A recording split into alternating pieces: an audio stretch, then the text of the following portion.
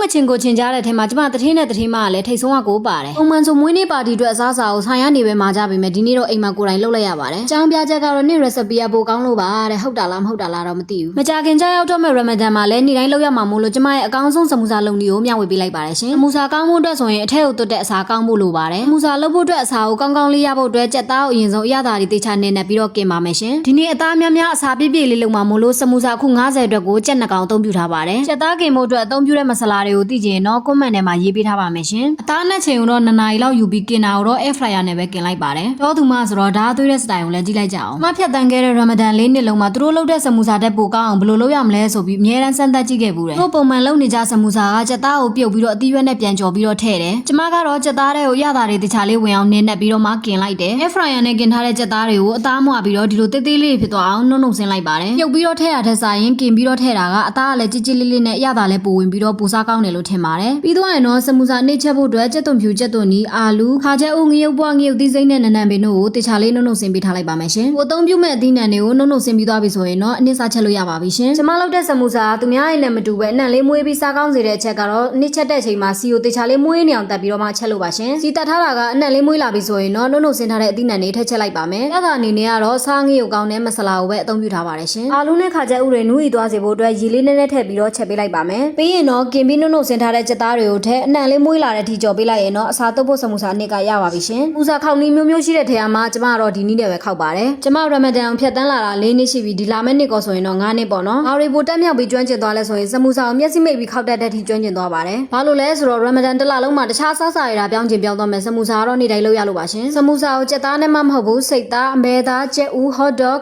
cheese တို့ထည့်ပြီးတော့လဲလှုပ်ရှားကြပါတယ်။တထင်းညီမရဲ့မွေးနေ့ပါတီအတွက်လုပ်ပေးပြတာလေးကိုပြောင်းဝေပေးလိုက်တာပါ။ကျေးဇူးပါရှင်။ Bye bye